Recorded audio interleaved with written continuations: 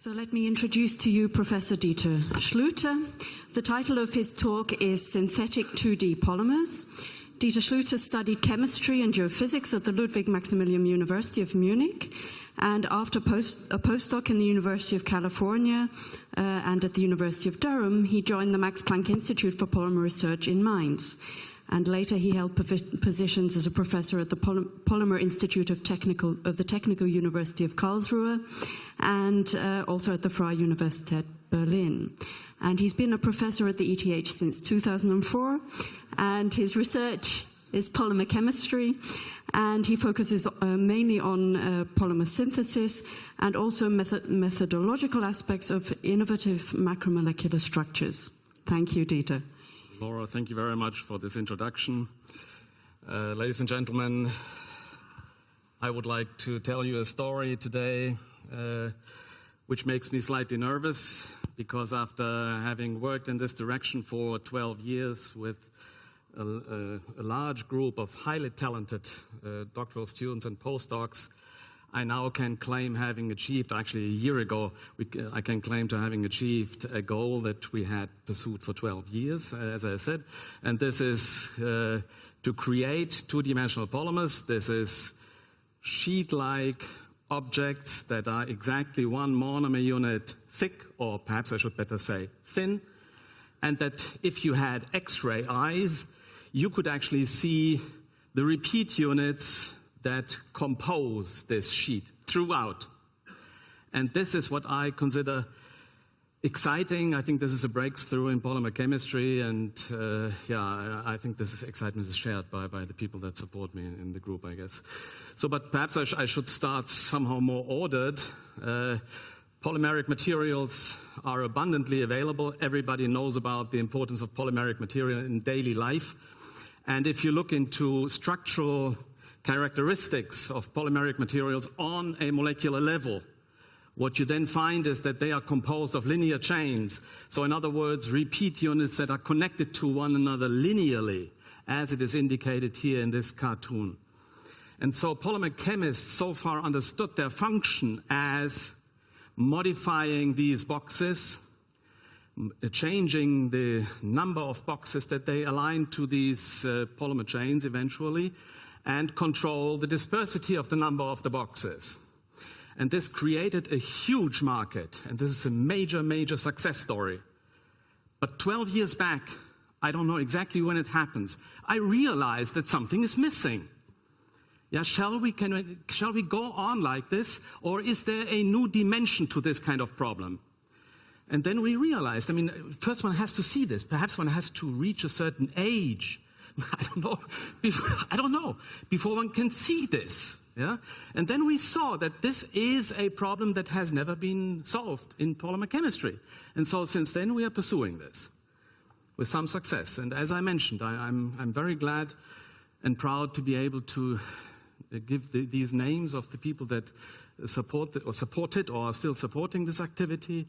I would like to mention Junji Sakamoto, a very talented scientist who helped me for a couple of years developing this area. I would like to particularly mention Benjamin T. King, who is a friendly competitor, and I hope he remains a friendly competitor. Future will see. And so, but I'm optimistic, yeah?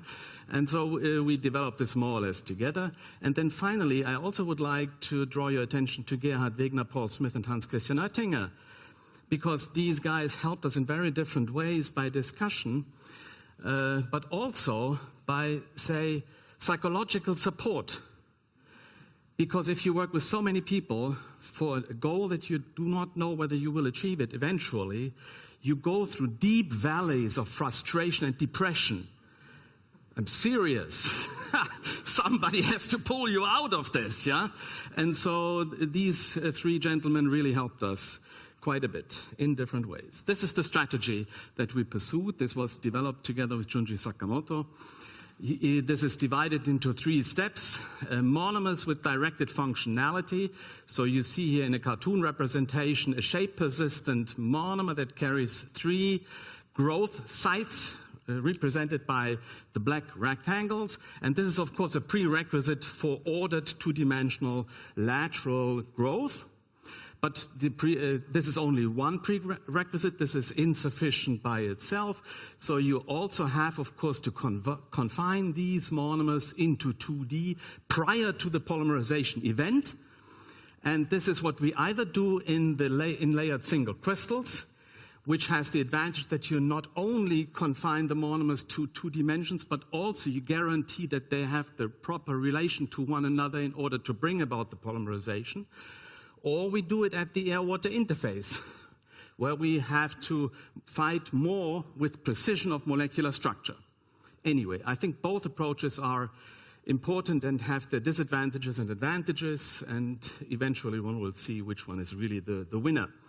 Then the third step is to fix the monomers in 2D. So we actually aim at covalent sheets. And this is most preferentially be done by photochemical treatment, because mass transport in single crystals, for example, is obviously a problem. And mass transport at the air-water interface can, of course, be achieved, but still, there is many delicacy to it. And so we kind of emphasize that the photochemical treatment of these ordered arrays of monomers is a favored pathway. But I would like to mention that also metal-ion complexation is a rather successful enterprise.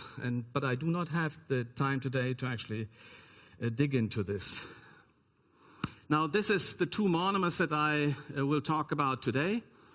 This is a shape-persistent monomer that has little conformational flexibility and that carries an anthracene and an acetylene unit, and both of which are kept in red because this is the photosensitive units. So the idea would be to exploit the known chemistry, photochemistry between anthracenes and acetylenes. So take an anthracene of one monomer and expose it to an acetylene of a next neighbor monomer and then shine light on it. Yeah? Alternatively, take this amphiphilic monomer, which with the 3 hydroxy groups, you can easily spread it at the air-water interface. The consequence will be that the anthracenes are almost at the same altitude, height above the interface. Then you compress it, you assume, you hope, you pray that the anthracenes will be cofacial, and then you shine photons on it and you fix the structure into a sheet, and what the chemistry that you are using for that purpose is 4+4 cycloaddition, as it is shown here. Oops, what did I do now? Now let's come to the single crystal approach. Here you see again the monomer structure, and this monomer has the beauty that it crystallizes out like hell. You cannot prevent crystallization from happening, actually. And you get very nice hexagonally shaped crystals. I mean, Walter, I guess, would like these crystals, except they are not quasi-crystalline, but still, I mean, aren't they beautiful? And now, with the organic chemists looking at this, what we were most interested in, of course, the question whether this is lamella inside. Is this a layered structure? And yes, it is. And this is a close-up into the structure where the anthracene and acetylene units are represented in the van der Waals way, and the rest of the molecule in ball and stick. And here you can nicely see the layers in the single crystal, and the red parts are the ones that are photosensitive. So once we have the crystal, we just shine light on the crystals and do the reaction. This is the setup. You see it is not particularly advanced. All what you have to make sure is that the monomer does not see any traces of oxygen because of the known sensitivity of anthracenes to oxygen. So this is what you have to avoid, and here you see the crystals, and argon is bubbled into, and this is the LED with which we shine light on these crystals. And we do this at a particular wavelength. There's considerations if somebody is interested in tail irradiation. This is the reference for this. So after completed irradiation, we do a control experiment, and this was the first time that we really were excited. You see here on the left-hand side 4 images that show you a sequence of a dissolution type process. On the glass slide, we had deposited, Patrick Kissel actually had deposited crystals that were not irradiated. And the solvent front here of NMP is actually approaching the crystals from the right-hand side to the left. And what you see is what you would expect from any well-behaved organic crystal. They, of course, dissolve. And this is what you see. I mean, the crystals are gone here, yeah?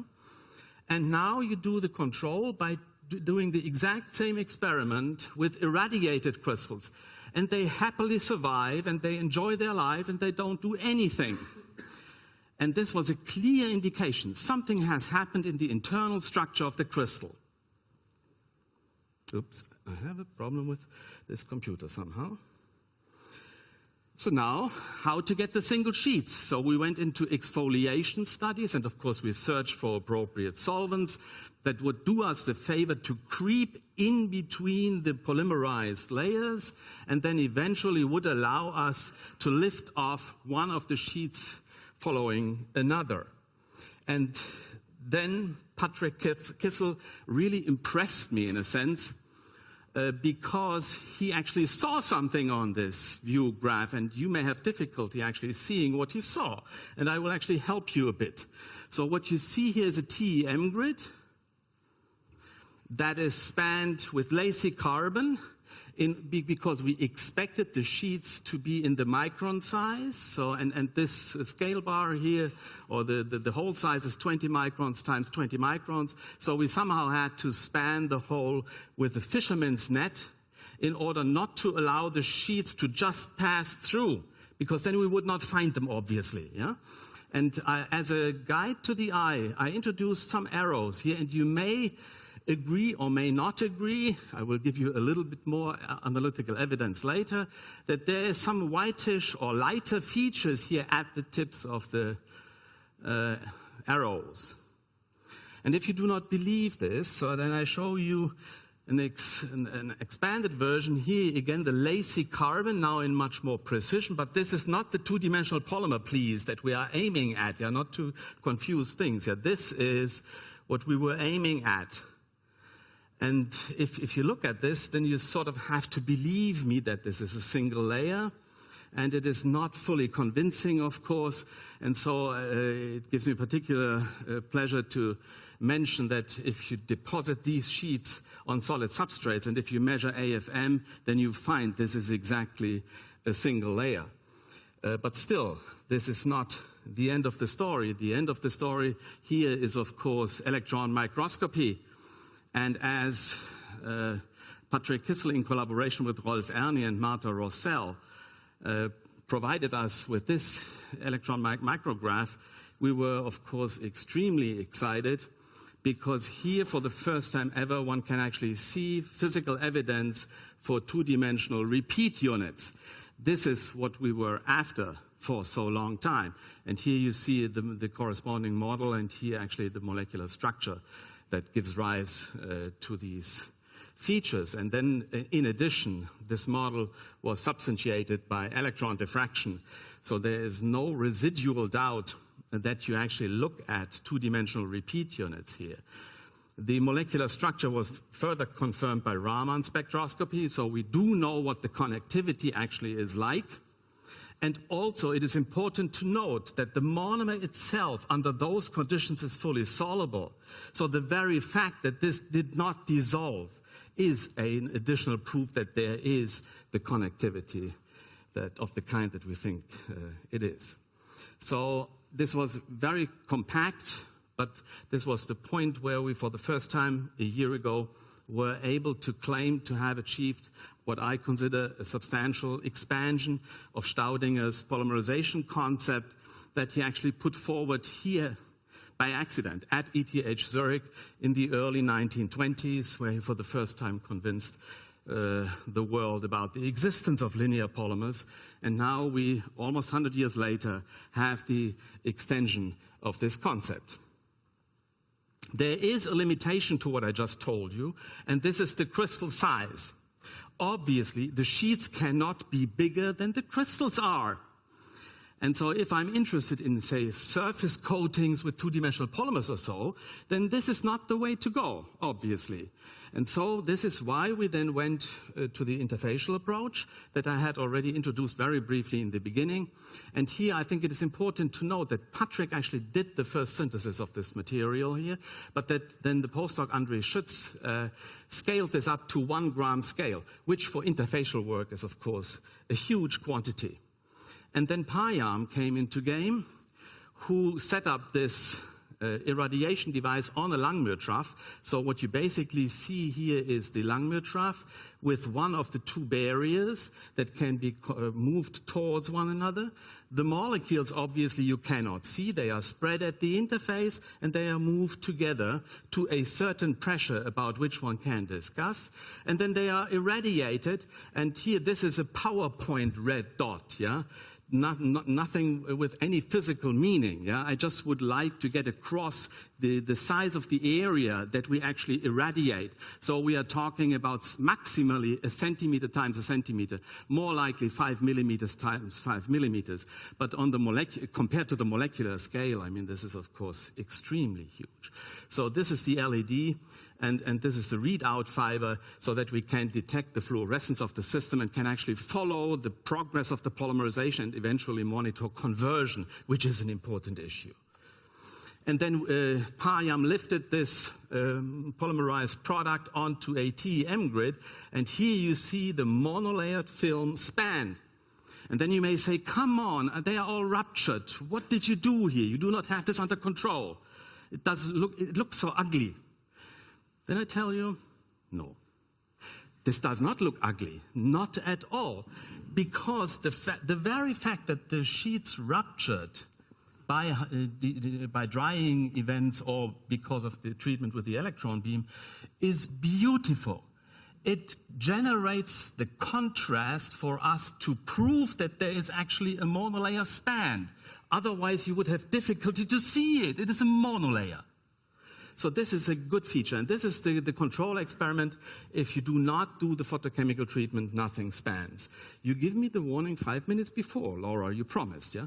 It is, okay, interesting 5 minutes warning. So, okay, but it's not too much left.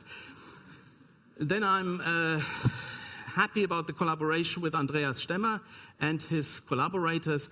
Now, for the first time, we can actually measure mechanical properties. For me, this was really a transition going from an organic chemistry institute to a materials department. Yeah, and I thought somehow I have to contribute to materials aspects. And now we kind of made the sheets, which is sort of a 2D material, if you agree. And we even can now do indentation experiments and determine mechanical properties of such sheets. And the Young's modulus that Andreas Stemmer derived from this is in the order of 20 gigapascal. That is comparable to graphene if you normalize by net point density. So I think we have something real in our hands. Now, let me pour some water into the wine. How about quantities? For single crystal approach, we use this monomer. I did not tell you that this is basically a natural product synthesis with 25 steps. Yeah, and then eventually Patrick Kissel was proud to make 50 milligrams. So this is good for establishing the route. This is a prototype case or proof of principle. But obviously this is not something what one can base a future on. For the interfacial approach, 1 gram covers a large swimming pool. And so I think this is something to do surface decoration. So that's fine. But we need to do something about the quantity, obviously. Yeah? So in linear polymers, in the meantime, there's 240 megatons being produced every year. And our two-dimensional polymer is restricted momentarily to a Zurich production of 50 milligrams. So this, again, I think very clearly makes the point. If we stop now, everything was in vain. Clearly, yeah? So we have to get further. And so we need to come up with reasonable and low-cost access to the sheets if they should turn any useful. And this brings me to the last transparency. This is a work by Max Corey, and Marco Cervalli, I think, is also very well underway. But Max Corey momentarily has the nose a little bit in front. He now came up with a new monomer. So we kind of abolished this old system of Patrick, which is beautiful by itself, but sort of it is not the future thing, I guess. With 5 scalable steps, no chromatography in workup, cheap starting compounds, 4 grams of single crystals with layered internal structure, and what I cannot tell you about, unfortunately for patent reasons, is that he also has the molecular structure of the 2-dimensional polymer.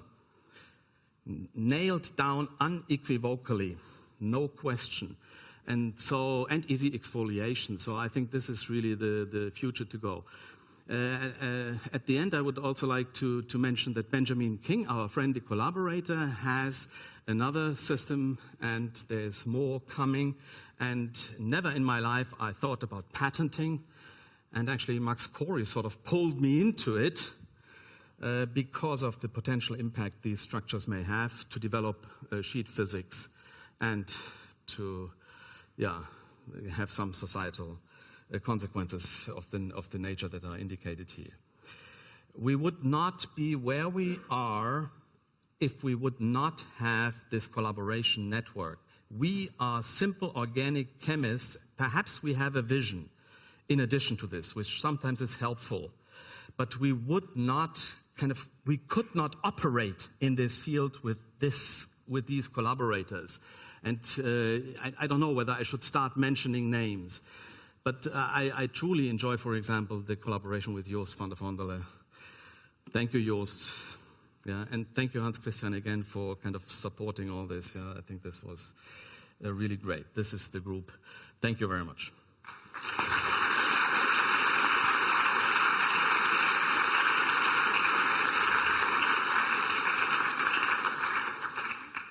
Thank you very much, Dieter, for a fascinating talk and an excellent achievement with these 2-dimensional polymers.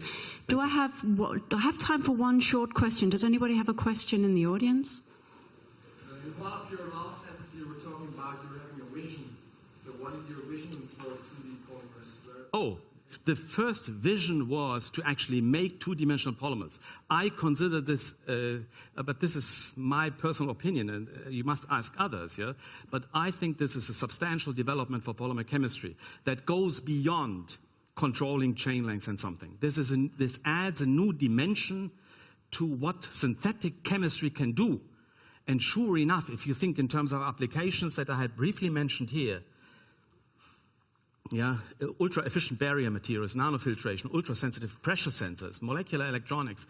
I mean, we do this at 20 degrees C, very mild conditions, so we can do a precise spacing of the functional groups. We know exactly where they are. No way that you could access something like this by any other means. So this must have. I'm driven by conviction. I mean, I'm just convinced that this will lead somewhere. We meet again in 5 years' time. You will see. You will see. So, sorry, I mean, if I would not really be emotional in this research, I could not do it. Thank you very much, Dieter. Thank you once again to all the speakers. We're now going to move to a coffee break, but I just want to say that this has really been a fascinating morning session, going from cosmic strings to magnetoelectric materials to quasi-crystals and now 2-dimensional polymers. I think we should thank all the speakers again for really a fascinating morning.